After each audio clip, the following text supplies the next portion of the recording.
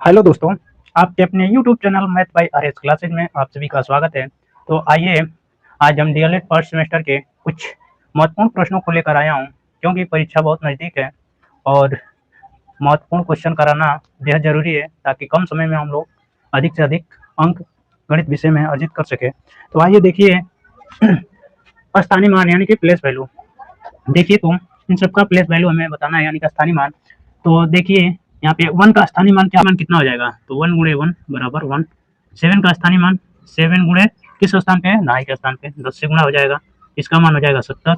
2 का स्थानीय मान कितना होगा, 2 गुणे में 100 सैकड़े का स्थान पे है यानी कि इसका मान 200 हो जाएगा। इसी तरह इधर देखिए तो इसका स्थानीय मान क्या होगा, पॉइंट के बाद एक स्थान पे है 1, तो इसको लिखेंगे 1 गुणे में 1/10 यानी कि 1/10, इसका मान हो जाएगा 1/10।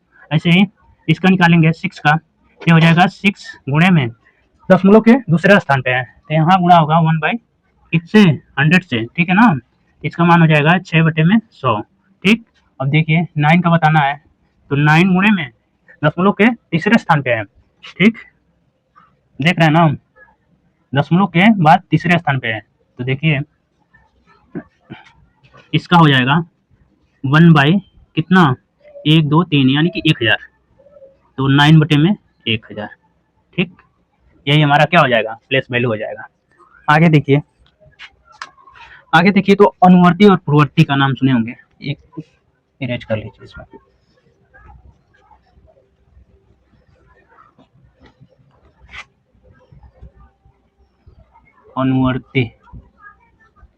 अनुवर्ती या उत्तरवर्ती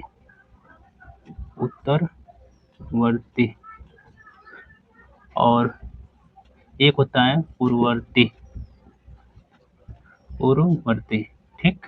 इधर देखिए तो जो अनुवर्ती या उत्तरवर्ती होता है यह बताता है बाद वाली संख्या, ठीक है। मान लीजिए जैसे दिया है 13, कोई भी संख्या ले लीजिए, मान लीजिए यहाँ पे दिया है 13 का पूछ रहा है अनुवर्ती बताइए या उत्तरवर्ती बताइए, इसका क्या हो जाएगा, अनुवर्ती मीन्स बाद में, बाद वाली संख्या, तो 13 के बाद क्या होगा 14, ठीक। अब यहाँ पे देखिए मान लीजिए 13 ही ले लीजिए, कह रहा है 13 का पूर्ववर्ती बताइए, पूर्ववर्ती मीन्स पहले, अनुवर्ती मीन्स बाद में, ठीक है। तो 13 पहले क्या पड़ता है 12, तो इसका मान हो जाएगा 12, ठीक। जब पूर्ववर्ती कहेगा तो पहले का बताएंगे, अनुवर्ती कहेगा तो बाद वाली बताएंगे। आशा करते हैं यहाँ तक समझ में आया होगा। आगे देखिए तो एक चीज और, सम संख्या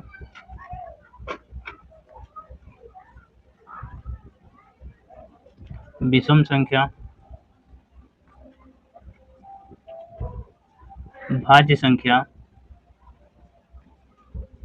अभाज्य संख्या।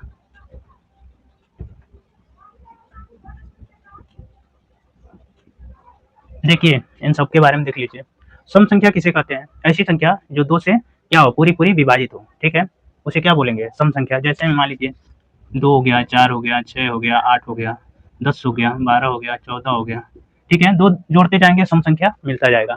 ऐसे ही विषम संख्या किसे कहते हैं, ऐसी संख्या जो क्या हो 2 से विभाजित न हो, यानी कि 2 से पूरी न कटे, उसे हम क्या बोलेंगे, विषम संख्या। जैसे मान लीजिए क्या हो जाएगा 1 3 5 7 9 11 13 15, अब 2 जोड़ते जाएंगे इसमें तो विषम संख्या मिलता जाएगा, देख रहे हैं ना। तो सम संख्या 2 4 6 8 10 12 14, विषम संख्या 1 3 5 7 9 11 13 15, ऐसे ही 2 जोड़ते जाएंगे विषम संख्या मिलता जाएगा।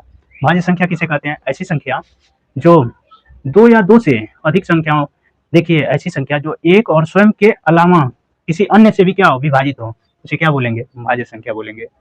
ऐसी संख्या जो एक और स्वयं के सिवाय, यानी कि एक और स्वयं के अतिरिक्त कोई अन्य संख्या से भी क्या हो, विभाजित हो, उसे हम क्या बोलेंगे, भाज्य संख्या। जैसे मान लीजिए 4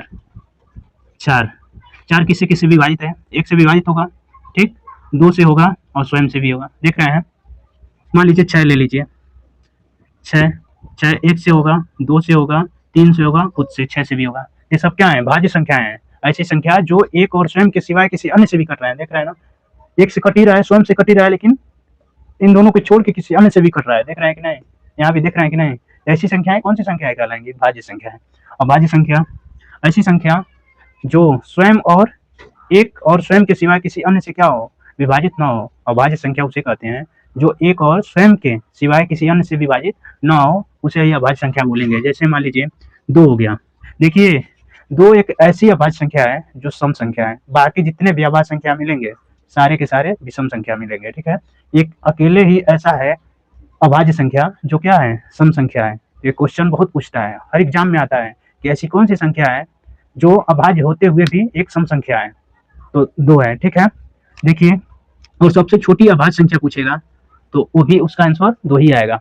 आगे देखिए, जैसे मान लीजिए 2 क्या है, या 1 से कटेगा और स्वयं से कटेगा, बाकी किसी अन्य से नहीं कटेगा। 3 3 भी 1 से कटेगा और स्वयं से कटेगा, ये भी क्या है, अभाज्य संख्या है। 5 1 से कटेगा और स्वयं से कटेगा।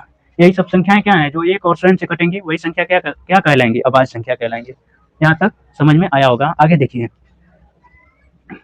सम विषम भाज्य अभाज्य, ठीक।